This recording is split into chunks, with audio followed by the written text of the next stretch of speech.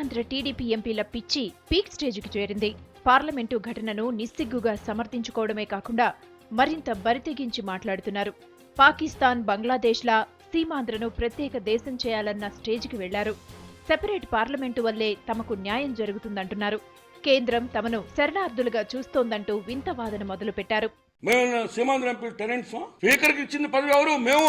మా భిక్ష నీ పదవి. నువ్వు మమ్మల్ని సస్పెండ్ చేపిస్తావా? మా భిక్షతో అక్కడ కూర్చో నువ్వు మమ్మల్ని గొంతులకు వస్తావా? మాకు సపరేట్ పార్లమెంట్ ఇవ్వండి మా సీమాంధ్రకి. ఇక్కడ మాకు న్యాయం చేసేటువంటి దేవాలయం పార్లమెంట్ అని మేము ఇక్కడ గెలిచి ఇక్కడికి వస్తే మాకు అన్యాయం జరుగుతున్నప్పుడు మా పార్టీకి మంది సపరేట్ పార్లమెంట్ ఇవ్వండి. బంగ్లాదేశ్లో పాకిస్తాన్లో మేము పోతాం బయటికి.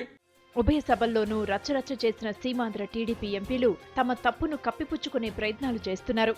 సభలో గొడవకు అసలు కారణం కాంగ్రెస్ అంటూ ఎదురుదాడికి దిగారు సుజనా చౌదరి. ఏది ఏమైనా టీ బిల్లును పాస్ కానివ్వమంటూ పాతపాటే పాడారు. వాళ్ళు ప్రజాస్వామ్యాన్ని లెక్క చేయకుండా ఆ బిల్లుని దౌర్జన్యంగా బుల్డోర్ చేయాలని డిసైడ్ చేశారండి. ఈ పరిస్థితుల్లో ఏదైనప్పటికీ మేము బిల్లు తెస్తాం, పాస్ చేస్తామని.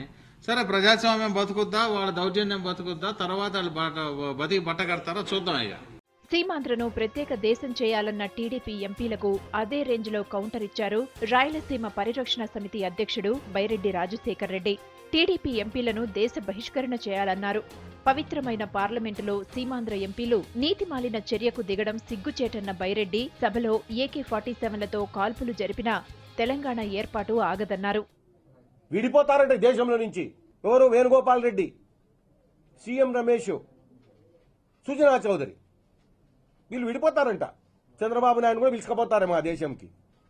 పీడ పోతుంది నాయన, మీరు వెళ్ళిపోండి, వేరే దేశానికి పోండి. విడిపోదు కానీ ఈ దేశం విడిచిపెట్టిపోండి మీరు, అప్పుడన్నా బాగుపడుతుంది ఈ దేశం. ఇట్లాంటి స్వార్థ రాజకీయ నాయకులు దేశ బహిష్కరణ చేయాలి వీళ్లను. చట్టసభల్లో నీతిమాలిన చర్యలకు దిగడమే కాకుండా తమ ప్రవర్తనను, ధోరణిని సమర్థించుకుంటున్న సీమాంధ్ర టీడీపీ ఎంపీల తీరుపై సర్వత్రా విమర్శలు వ్యక్తమవుతున్నాయి. చేసిన తప్పుకు క్షమాపణలు చెప్పాల్సింది పోయి హీరోలుగా బిల్డప్ ఇవ్వడాన్ని తప్పుపడుతున్నారు జనం.